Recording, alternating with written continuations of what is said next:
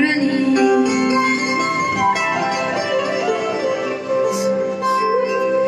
जय जय श्री राम जय जय श्री राम जय जय श्री राम हरि नमो पार्वती महादेवाय नमः।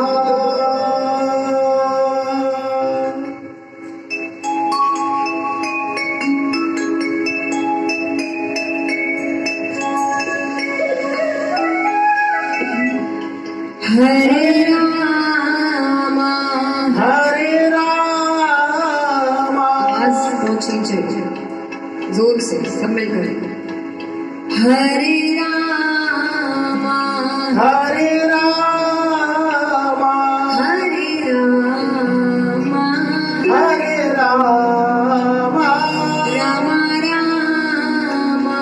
राम राम राम हरे हरे हरे हरे हरे कृष्णा हरे कृष्णा हरे कृष्णा हरे कृष्णा कृष्णा कृष्णा कृष्ण कृष्ण हरे हरे हरे हरे मीठी मीठी तालियों के साथ सर्वांनी टाळी वाजवा. हरे राम हरे राम हरे राम हरे राम राम राम राम राम हरे हरे हरे हरे कृष्णा हरे कृष्ण हरे कृष्णा हरे कृष्ण कृष्णा कृष्णा कृष्ण कृष्ण हरे हरे हरे हरे राम हरे राम हरे राम हरे राम राम हरे हरे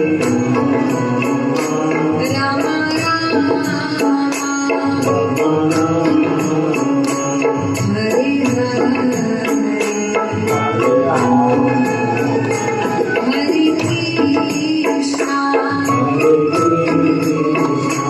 हरे कृष्णा कृष्णा कृष्णा कृष्ण हरे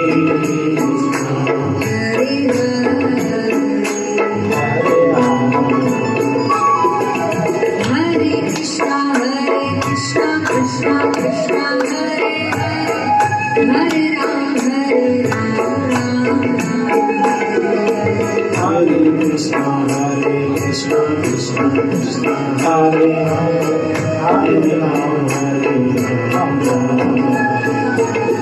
ओ हरे कृष्णा कृष्णा कृष्णा हरे हरे राम हरे कृष्ण कृष्ण कृष्ण हरे हरे राम हरे राम हरे राम हरे राम राम राम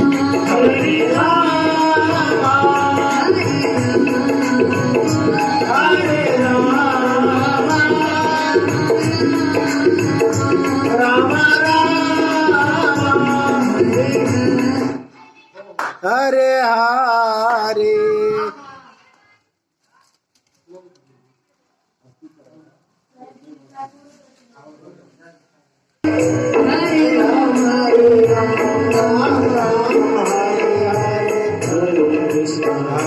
कृष्ण कृष्ण कृष्ण हरे हरे राम हरे राम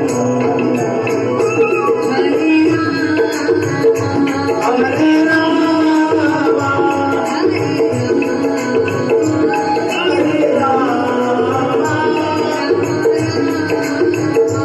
राम राम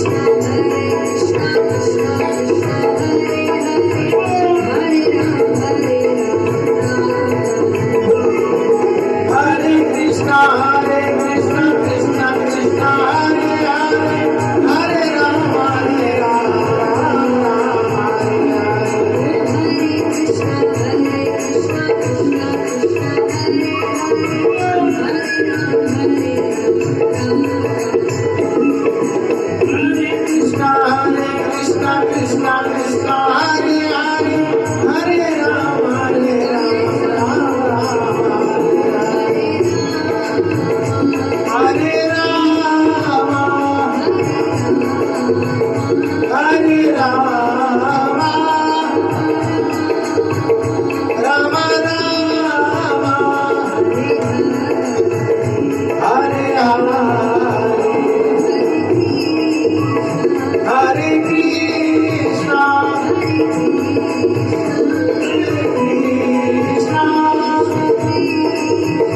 कृष्ण कृष्ण हरे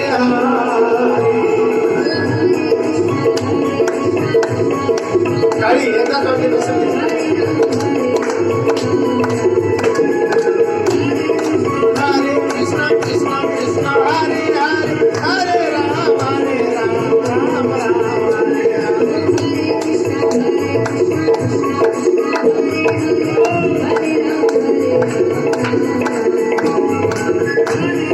हरे कृष्ण कृष्ण कृष्ण हरे हरे हरे राम राम राम हरे हरे हरे राम हरे राम राम राम हरे हरे हरे कृष्ण हरे कृष्ण कृष्ण कृष्ण हरे हरे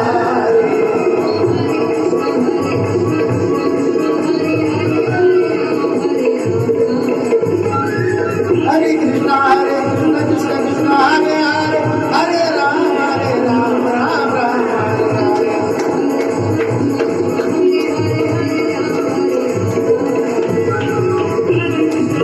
कृष्ण कृष्ण हरे हरे हरे राम राम हरे राम हरे राम राम राम हरे हरे कृष्ण कृष्ण कृष्ण हरे हरे हरे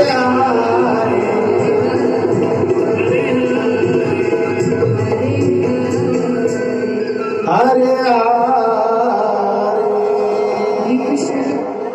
गोपाल कृष्ण भगवान की जय श्रीमद् भागवत महापुराण की जय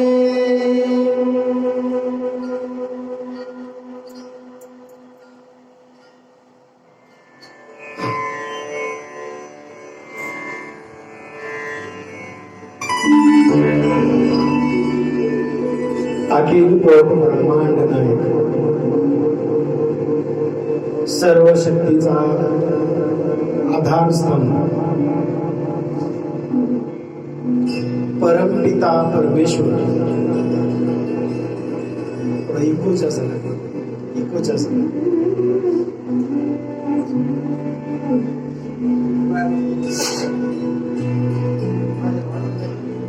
त्यांच्या चरणी मी नतमस्तक होतो. इकोच असं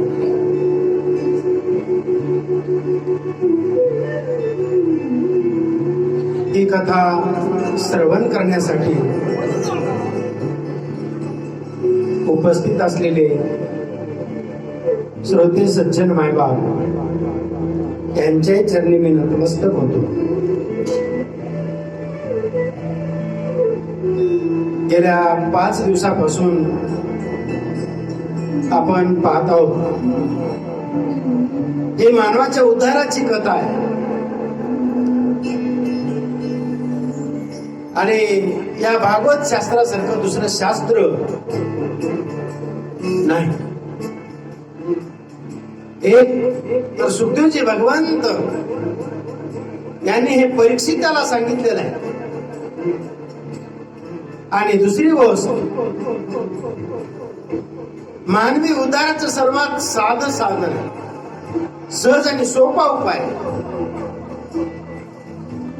पृथ्वीवर माणूस जन्माला आल्याच्या नंतर या माणसाचा उद्धार होणं गरजेचं आहे. उद्धार झाला पाहिजे. आणि उद्धार करून घ्यायचा असेल तर भागवत शास्त्रासारखं दुसरं शास्त्र या पृथ्वी तलावर दुसरं शास्त्र. कारण भागवतामध्ये प्रत्यक्ष भगवान परमात्मा स्थित आहे. आणि हा भगवान श्रीकृष्ण स्वतंत्र ग्रंथ जर कोणता असेल तर भागवत शास्त्र आहे.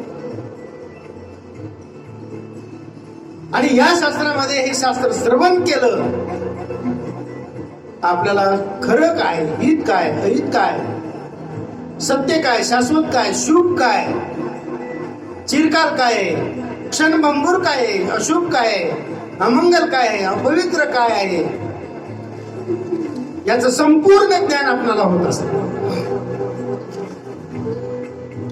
आणि विशेष म्हणजे जो भक्त शुद्ध भाव ठेवून ही कथा श्रवण करतो त्याला भगवान श्रीकृष्ण निजधामामध्ये स्थान मिळतं. आपण मृत्यूनंतर शिवभक्त असाल तर शिवलोकामध्ये, विष्णू भक्त असाल तर वैकुंठामध्ये, पापी असाल तर नरकामध्ये, आणि पुण्यवान असाल तर स्वर्गामध्ये. यापैकी एका ठिकाणी कुठेतरी आपण जातो. जात असताना हे अंतर आपल्याला 10 दिवसामध्ये पूर्ण करावं लागतं. यम जर आपल्याला घेऊन जायला आले असतील तर ते बोक्यानं जसं उंदीर पकडते ना, टोप्या उंदीर, तशा पद्धतीने पकडतात ना. म्हणजे टोप्या उंदराला म्हणजे ते बोक्याला जास्त सुतवलेलं असते, पटकन गवसना. आणि तो बोका जसं एखाद्या टोप्या उंदराला धरावा त्या पद्धतीनं हे यम जे आहेत माणसाला धरतात. असं सांगितलेलं आहे शास्त्रामध्ये. माणसानं विद्या आणि धन कमवत असताना उद्या मृत्यू येणार आहे, आपण म्हातारी होणार आहोत असा विचार करू नये. धन कमवताना आणि विद्या कमवताना उद्या मृत्यू येणार आहे, उद्या म्हातार होणार आहोत असा विचार कधी करू नये. परंतु एक लक्षात ठेवावं की आपल्या केसाचा बुजडा यमानं आपल्या हातामध्ये धरलेला आहे. आणि त्याला हिसका देऊन आपल्याला अकाली बोलवून घेऊ नये. योग्य वेळी आपल्याला घेऊन जाऊ. ज्या माईचा, ज्या बापाचा मृत्यू आपल्या लेकराच्या मांडीवर होतो,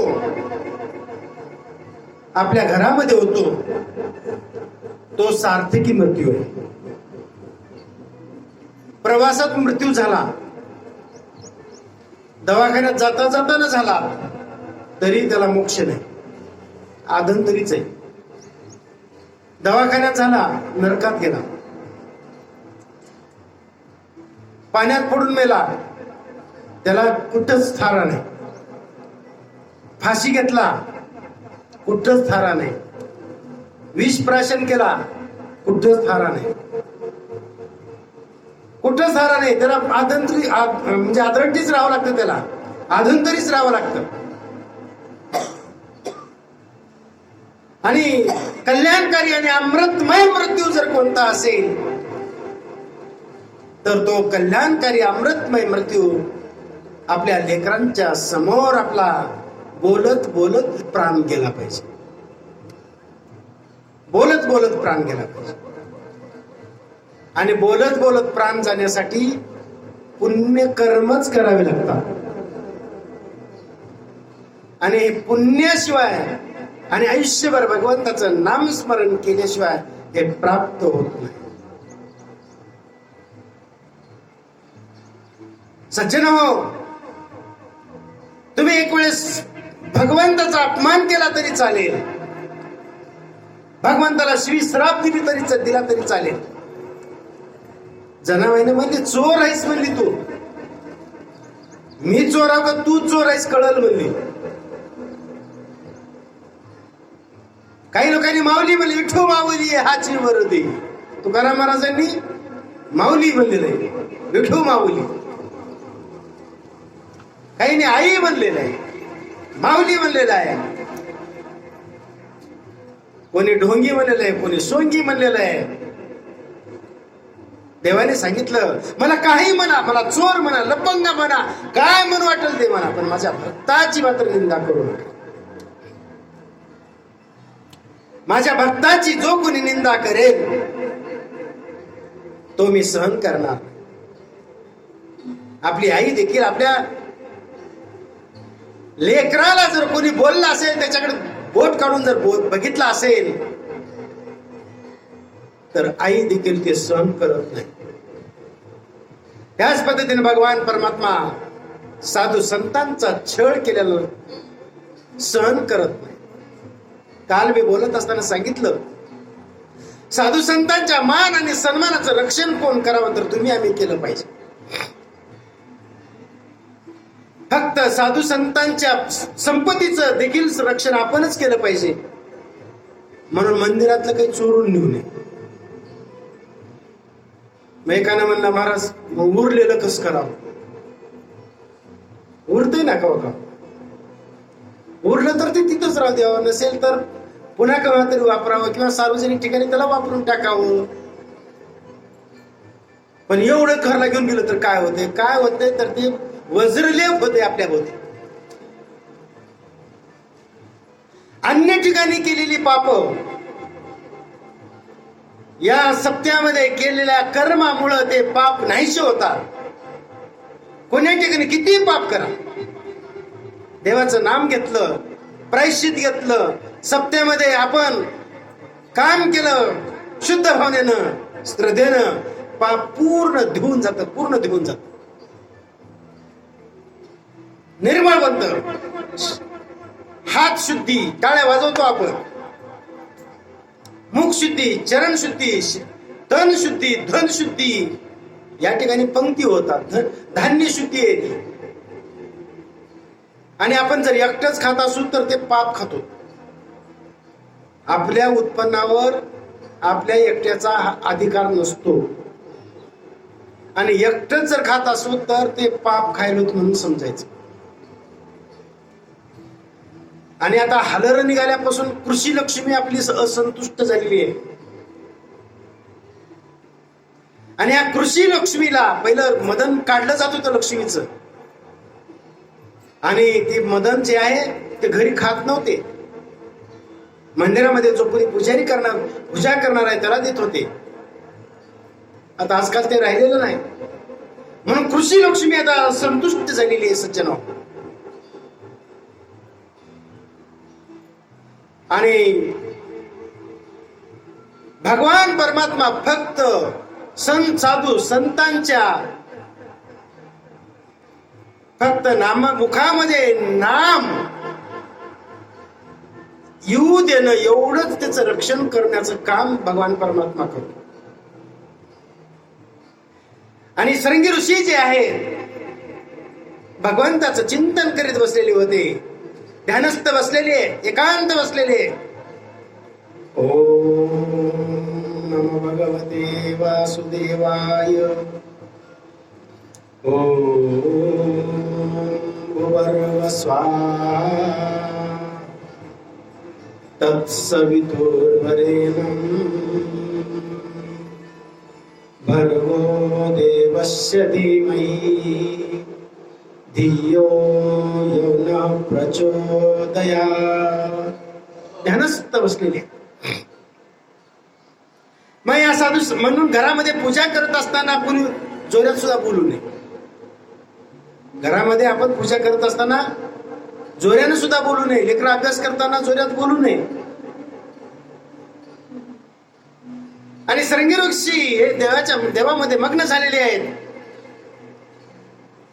परीक्षित राजानं, ओ ऋषी, मी आलोय, मी आणि देवाला मी चालत नाही. कोणी असत, देवाला मी चालत नाही, मी म्हणलं की संपल. मी राजा,